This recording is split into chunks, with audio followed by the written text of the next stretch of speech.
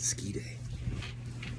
It's not only a ski day, but it's also the day after a 3-day weekend. Yesterday was MLK Day. So that means that today, hopefully the resort's not gonna be very crowded. That's good news. I'm also going solo today, so I won't have anyone else's needs but my own to fulfill today. That means I'm gonna get a lot of reps. I'm gonna get a lot of bang for my buck today. So why don't you join me? I'll show you how I do it, how I act like a ski bum.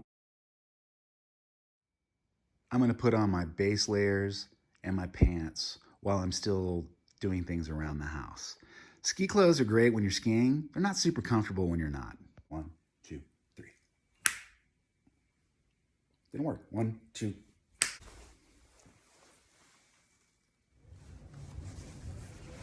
Okay, really important that you don't put all your clothes on before you get to the resort. Here I am at Heavenly. I'm in my car, and now I'm putting on everything. Oh, and I can't stress this enough. You might want to put on your ski boots in the car for the ride up to the mountain, but you'll quickly find that's not a good idea. Ski boots are good for skiing. They basically suck for everything else.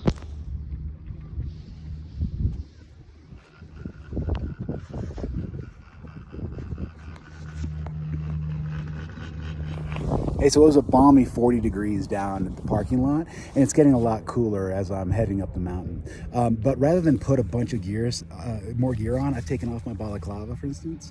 I'm just gonna see if I can handle this.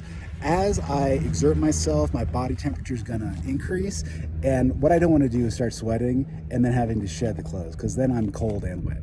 Anyway, trial and error, layers. It's views like this that you come to Heavenly.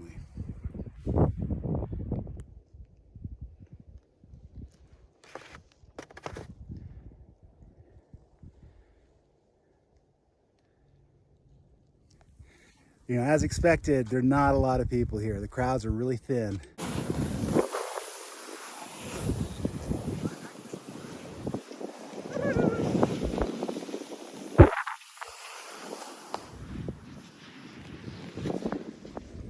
A really important part of skiing is knowing when to say when. When I was a young man, there was no such thing. I'd ski as much as I could. But these days, my body's telling me it's time to maybe call it a day. And I'm gonna listen so I can live to ski another day. Least favorite part of the whole ski day, walking back to the car. All right, I'm back at the car. Now what do? Well, what I'm gonna do first is I'm gonna set my skis and poles on the ground next to my car. I'm not gonna lean them on my car. Guess what's gonna happen if I lean on my car? That's right, they're gonna slide right off, scratch it, and I'm gonna be upset. So I'm just gonna take all the potential energy out of the skis, put them on the ground. All right, right now I'm gonna show you a tip that might save you a lot of headache after your ski day. So you've been skiing, you're hot, your feet in your boots have warmed up. Everything has changed, right? They've loosened up, they've expanded a bit. But now you're ready to take it off and you find that your bindings won't come off. That's happened to me. You feel like your foot is stuck in your boot. That sucks. And you can't drive in your boots, so you really have to take care of it. Well, rather than freaking out, before you freak out, I should say, it's a really easy thing to do here. I'm gonna show you my bindings now. Check it out. Okay, here, look, perfect case. This one, this binding, this one is now not stuck, but it doesn't want to come off. And part of the reason why is I've undone this binding, the top one. So rather than struggle, freaking out, what I'll do is I'll re-buckle the top binding. That'll give some slack on the bottom one. I'm gonna do a little bit more slack than that.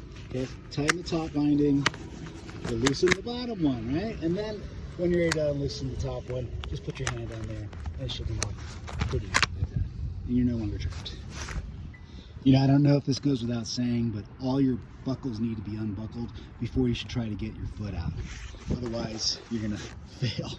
Hey, this is your friendly reminder that after you're done with winter sports, bring your wet clothes and boots in the house. The worst thing is coming out the next morning ready to go skiing to find that your jacket, your helmet, your goggles, your gloves, and your outer shell are wet, because they're gonna be wet and freezing cold too. So do yourself a favor, bring this stuff inside.